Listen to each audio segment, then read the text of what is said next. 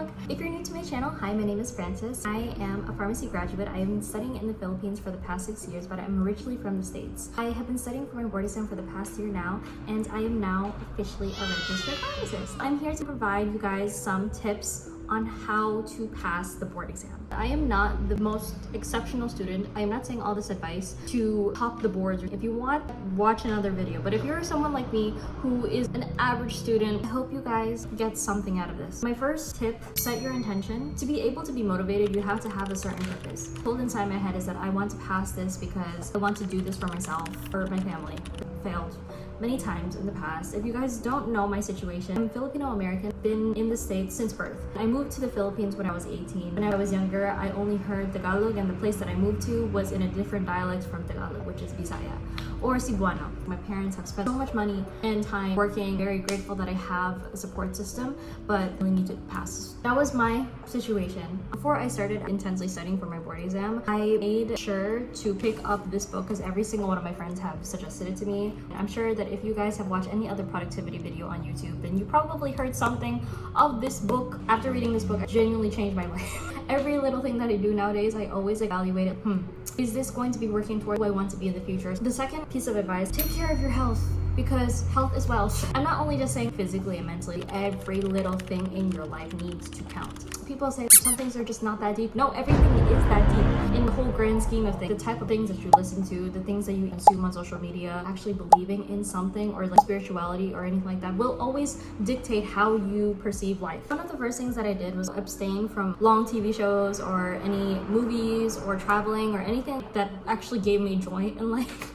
I actually did read books, but that was it. I did keep my social media apps, but I download them on and off consistently. And the only social media website or app that I kept onto my phone was Twitter. In the first couple of chapters, it does talk about if you want to become something, you have to practically immerse yourself within that whole entire identity. If you say that you want to become a reader, don't just say that like, I'm a reader because now I'm going to take the steps to read maybe 1 or 2 pages every single day. If you read 2 pages every single day, then you'll be able to read a whole entire book by the end of it. Right? I told myself if I improve my health physically, I will be able to study longer. I'm going to do my best. Every single day at 5:30, I'm going to walk at least 7,000 to 10,000 steps. After I got into the routine of that, now that I can do this, then I will try to eat better. One by one, I made all of these alterations within my whole entire schedule. I don't eat a lot of fish in general, so maybe I should add fish oil or vitamin C so I can also stay healthy for the board exam. All these different tweaks inside my schedule because I really was very adamant about I really want to be able to sustain my stamina taking the test because sugar can only do so much, caffeine can only do so much. Our confidence is built by making promises to yourself and actually fulfilling them. Every single day I'm going to make my bed. Every single day I'm going to brush and then floss. These little things will add up. Even if I didn't necessarily do it on this day or that day, at least I've been doing this consistently and I trusted myself that I'm going to be able to take this on. During this time is listening to a lot of like uplifting music. I have one study playlist that I dedicated to overall calming down and being able to get into the flow state. It's like a bunch of like jazz music. If you guys like jazz, check out my playlist. Try to simulate being in an actual cafe because that is where I feel the most productive. And then I also listen to a lot of gospel. I know that not every single person has the same religion. I didn't go to church every single Sunday. I didn't do a lot of what Catholics do, but I did inherently believe I was praying a lot. A lot.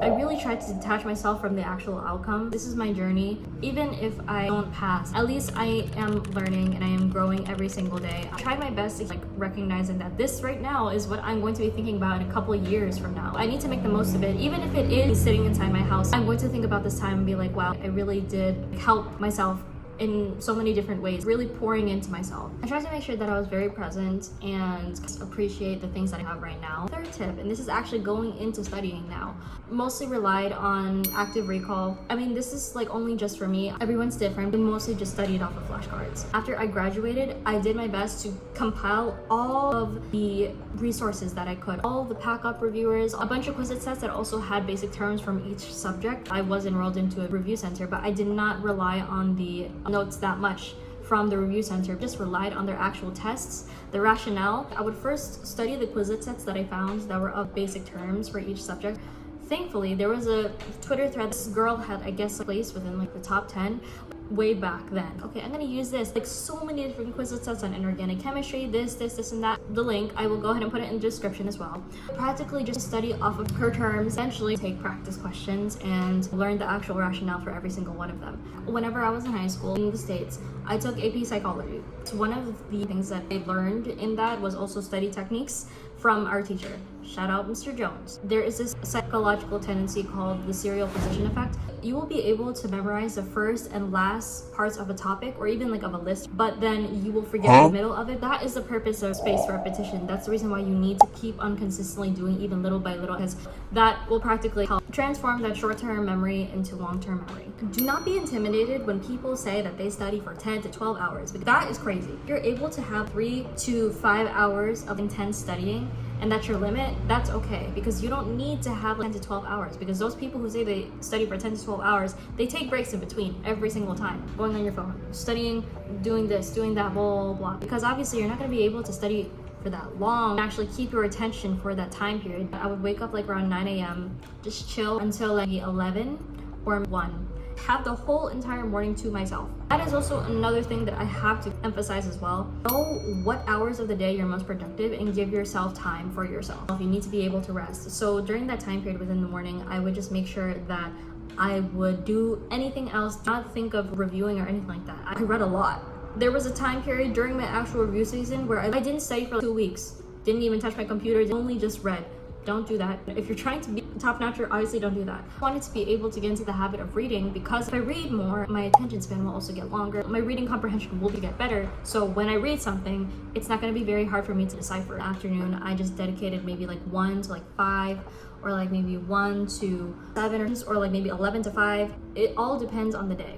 I will suggest study smart. During my review season, I met someone who was really honing in on every single specific thing. Obviously, it is the board exam. It is a comprehensive exam of every single subject within pharmacy. Kudos to them that they have the drive and they have the motivation to do that. For me, on the other hand, I know myself. I know that if I overexert my efforts, then I will burn out very easily, because I am the type of person who will take on more than I can actually handle. Every single person that I have talked to who has passed the board exam, they have all just said, friends, make sure that you just do as many test questions as you can, and also make sure that you memorize the rationale. A lot of people, especially the review censors, especially the teachers, say that you're not going to get far if you only memorize the answers. It's true. That's the reason why you have to understand it.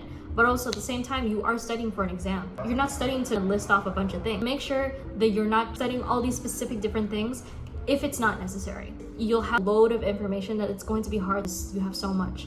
And another suggestion that I have to say that some people might think is controversial is that do not heavily rely on the review centers. They're amazing at what they do, and they're teachers for a reason. But when they say high yield, within these past 2 times, a lot of the high yield things that they told us that were on the board exam were not even on the board exam. Study those high yield things. They may come out, right?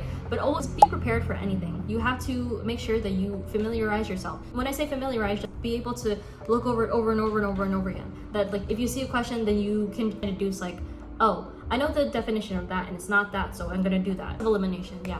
I did review with a review center, Manner Review Center. If you guys are taking your Manner Review exams and you feel discouraged because of your scores, it's okay.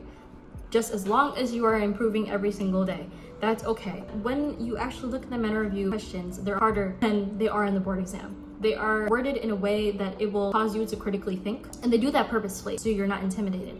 In the board exam, everything is very simple, which is why I emphasize that you really need to do test questions, booklets side by side that they give you. If you feel like you're better at doing it online, I would do the questions on one side of my screen. If I didn't understand a certain question, I would be like, why is it that? I thought it was this. Sometimes whenever I go on Quizlet, some of the answers are not right. I would go on Google on the left side of my screen and then look up what the actual answer is. And that's kind of just like the same thing as like rationale. So being able to know that like, okay, so this is that, this is this, this is that. Yeah. I would 100% suggest look over all of the test papers and make sure that you study the rationale, especially for final coaching. I said don't heavily rely on the review center, but I think that you should rely on it to some extent.